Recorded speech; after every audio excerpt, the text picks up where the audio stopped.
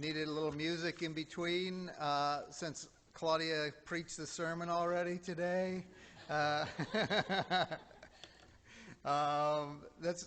think this is so, she's just so right. I shouldn't be surprised, but she's just so right. And I think this, as you'll hear Mathew today, we've heard from the psalm who the psalmist just makes it seem trite and easy, and says, "Oh, I'll walk in your ways. I'll follow your laws. I'll observe your rules. I'll do whatever you do, and everything will be hunky dory and all happy." And then I love Matthew's gospel in this portion of the Sermon on the Mount, because Jesus understands. It's just this whole Sermon on the Mount is built on Jesus' understanding that it isn't easy to be human and to try to be a person of faith all the way.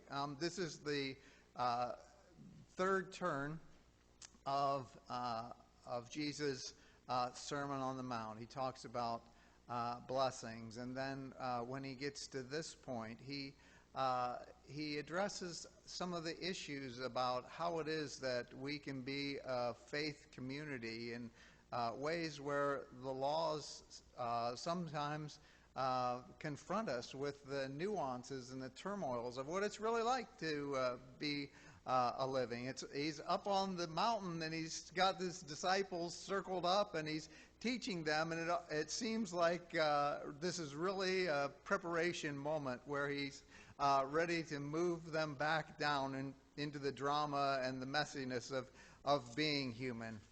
And he refers to the laws, and he talks about the near impossibility of doing what the psalmist sang as such an easy time of it. This is Matthew 5:21 through 37. Jesus speaking, he says, "You have heard that it was said to those of ancient times, 'You shall not murder, and whoever murders shall be liable to judgment.' But I say to you that if you are angry with a brother or sister, you will be liable to judgment. And if you insult a brother or a sister, you'll be liable to the council. And if you say, 'You fool,' you will be liable to the hell of fire. So when you are offering your gift at the altar, if you remember that your brother or sister has something against you, leave your gift there before the altar and go first. First be reconciled to your brother or sister, and then come and offer your gift. Come to terms quickly with your accuser while you are on the way to court with him, or your accuser may hand you over to the judge, and the judge to the guard, and you will be thrown into prison. Truly, I tell you, you will never get out until you have paid the last penny. You have heard that it was said, 'You shall not commit adultery.' But I say to you that everyone who looks at a woman with lust has already committed adultery with her in his heart. If your right eye causes you to sin, pluck it out and throw it away. It's better for you to lose one of your members than for your whole body to be thrown into hell. And if your right hand causes you to sin, cut it off and throw it away. It is better for you to lose one of your members than for your whole body to go into hell. It's also said, 'Whoever divorces his wife, let him give her a certificate of divorce.' But I say to you that anyone who divorces his wife, except on the grounds of unchastity, causes her to commit adultery. And whoever marries a divorced woman also commits adultery. Again, you have heard that it was said that to those of ancient times, 'You shall not swear falsely, but carry out the vows you have made to the Lord.' But I say to you, don't swear at all, for either by heaven, for it is the throne of God, or by earth, for it is his footstool, or by Jerusalem, for it is the city of the great King. And do not swear by your head, for you cannot make one hair white or black. Let your word be yes, yes, no, no. Anything more than this comes from the evil one."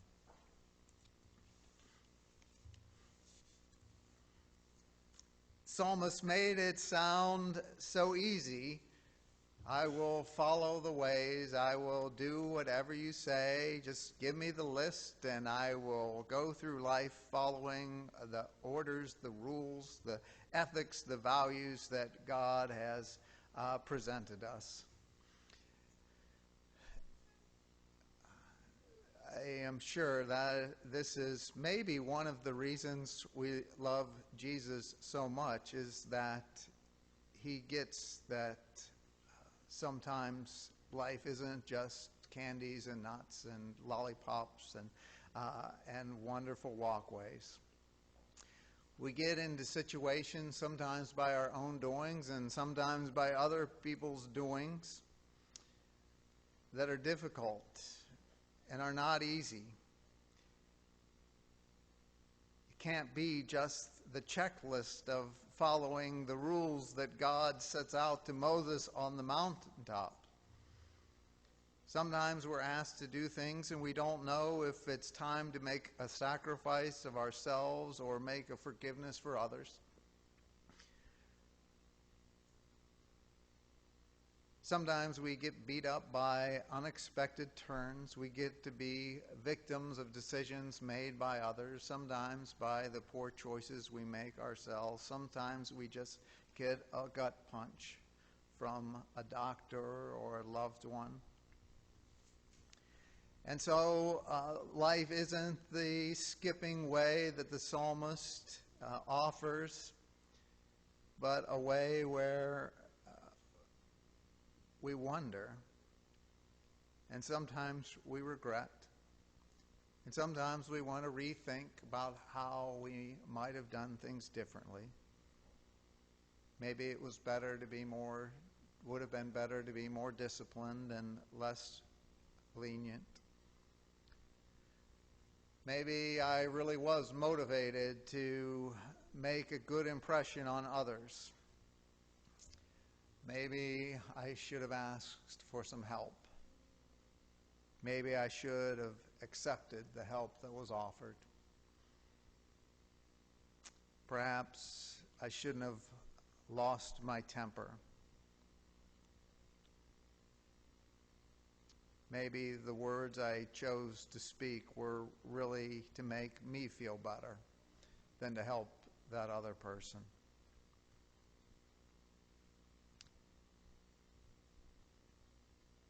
Jesus steps into the lives of the world at this kind of moment. And as you heard the words of Jesus in Mathew, it is really impossible not to get stuck on the ridiculousness of some of the things he said. Pluck your eye out if it causes you to sin, or chop your hand off if that has been the reason that you did that wrong. The standards he sets are made to get our attention, and as Claudia spoke earlier, there is a truth to what Jesus says about our perception of how God interacts with us and what Jesus says. You think about, I can't remember a community where with one-eyed people. I can't remember a one-handed community. I don't know what you would do if you chopped one hand off and then did something again. How do you chop the other one off? You don't have a way to hold it. Think about if you plucked an eye out and then plucked another eye out, and then if you imagine something, would you pluck your brain out? Is that the next logical step to what Jesus says? I think there's a lot of people that seem like they've plucked their brains out, but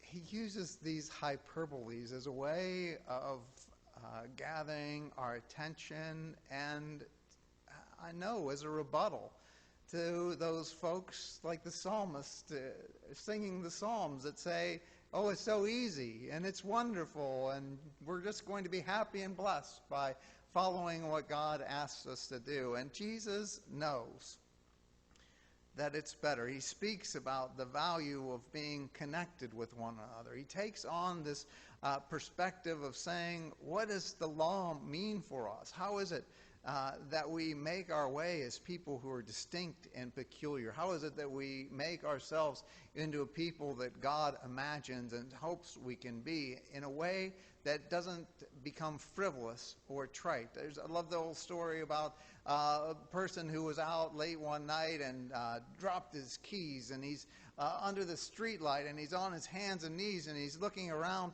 for his keys, and he looks on the side of the curb and under the car and in the grass, and he can't find the keys. And a police officer comes by and says, finds out what's going on. He says, can I help you? And the man says, yeah, of course. And so the officer joins him, and they're searching all over the area, and nothing. Finally, the officer stands up and he said, I don't think they're here. Are you sure this is where you lost them?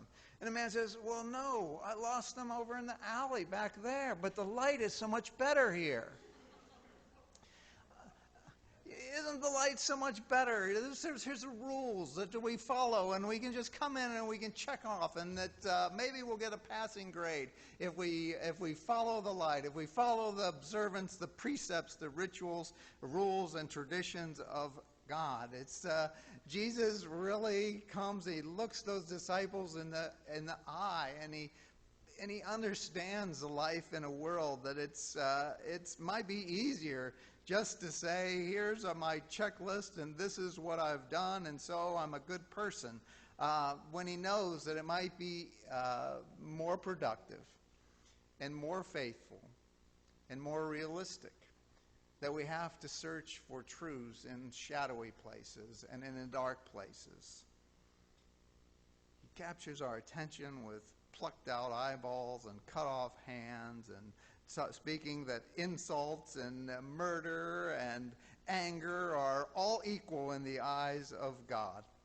And I think where he gets to is to say, what's really important is how we connect ourselves to one another as we make our way, as God would have us be. That he doesn't want us to believe in the law. He doesn't want the law and the rules to become the God that we worship. He wants those to be a way of helping us see through those, to see how we might imagine ourselves becoming as God envisions us to be. I think here in this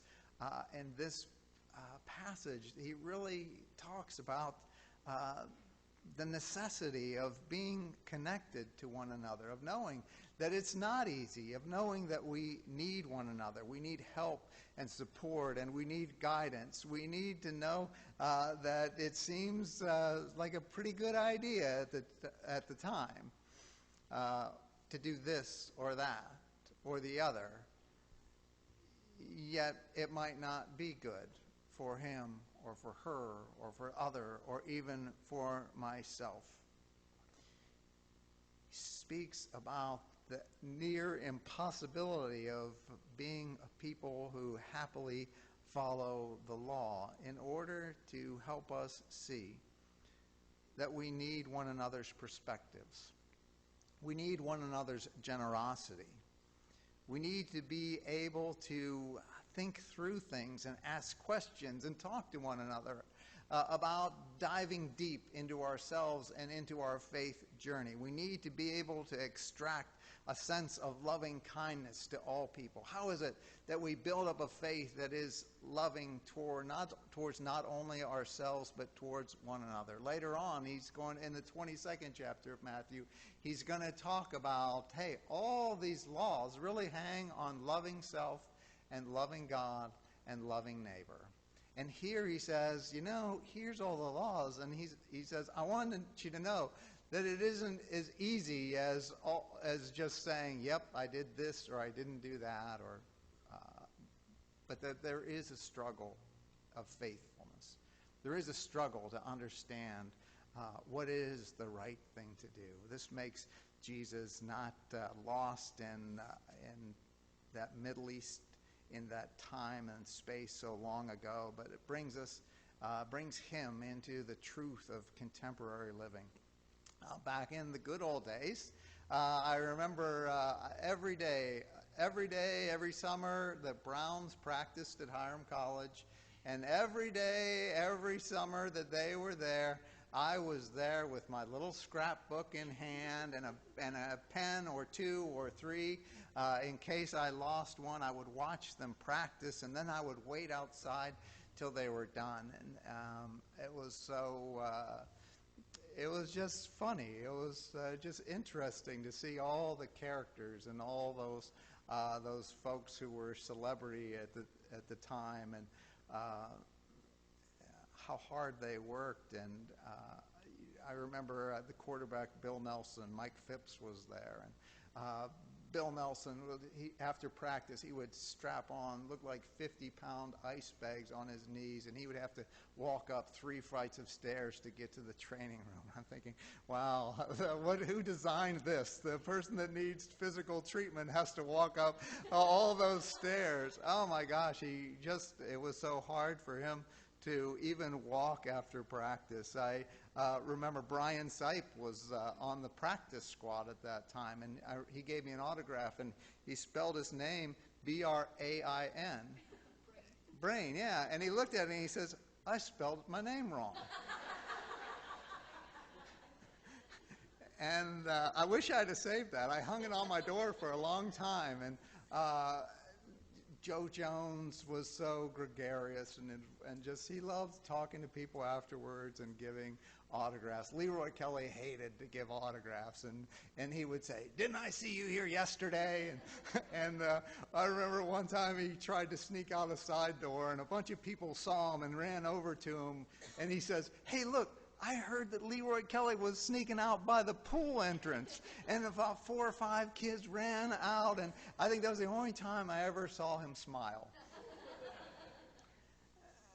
I love to watch them play, especially Leroy Kelly at the time was just powerful and graceful and natural. You'd think it was just a natural thing for him to accomplish what he was able to do. But we really know that anyone who undertakes the kind of craft to dance or to play music or to be in athletics, some people do have that special gift, a natural ability, but the truth of the matter is that there's a lot of hard work. There's a lot of practice that goes into that ability to be transcendent into graceness, a time where they work so hard that they hardly have to think their way through because they have prepared so much. And I know as Jesus sits up on that mountain, that's a beginning of a preparation that he knows those disciples will have to only be beginning. He knows that when they get down off that mountain, he's already seen the struggle and the hopes and the desires and the wants for a different life that people have. He's already seen that, and now he pulls his disciples away for a moment, and he looks into the eyes of those followers then and now and sees so many ordinary people with so many unextraordinary skills, and he says that people are going to continue to work out their faith, that they're going to continue to try to understand what it means to be a person of faith, not in the flippant way of just saying, I did this and I did that and I did the other, and so therefore I am a child of God. He knows that it's going to be a continuation of digging down and understanding how is it that today I'm going to respond in a loving kindness that might be different than my natural impulses. He knows that we're going to need practice. Can't imagine that Jesus would have at that time imagined what it was going to be like to receive an angry email from one of our friends or colleagues and just so easily be able to text back or email back something angry that makes us feel better, that's able to belittle someone else. But he knows. He knows that it's all about relationships. He knows that it's all about connecting with one another. Maybe he didn't know about cyberbullying. Maybe he didn't have any idea what it was going to be like to have so much gun violence in this world. Maybe he didn't know what it was going to be like to experience predatory economics in the world, or an opioid epidemic, or climate change, or mass incarceration, or dysfunctional politics, or anything else that we amass. But what Jesus talks about to those disciples on that mountaintop is being able to make a connection with other human beings, to be able to be a community of faith. You remember, he doesn't just say you are blessed. He says you all are blessed. You all find joy and happiness and wholeness and fulfillment. He speaks to a community that he knows will need each other in order to be faithful as individuals. Everywhere we turn, we're offered opportunities to form and reform our lives, to give shape and expression to our faith. Whenever we're approached by someone in need, whenever we receive an insult and don't choose to fire back at the person who hurt our feelings, when we align ourselves with those who are belittled or demeaned simply because they are also children of God. Jesus is not looking for a community that can put up a checklist every week and say, yep, I did that, I accomplished this, I accepted that, I followed this rule. He's working with us. He's beginning to set a seed about how we might be a community who is forgiving and who reconciles, to work together, to be a people who stand out as those who treat all others with dignity and not contempt, with affirmation and not deprecation. He sits on that mountain knowing that soon the time is going to come when the hymns will end and the postlude will be finished, and we'll all have to walk out those doors and work at being a community who shows the truth and the way and the life amidst all the nuances and all the turmoils and all the things that trigger us to not be the people he calls us to be. Soon that time will come when we leave that circle of learning and become a community of doing. Amen.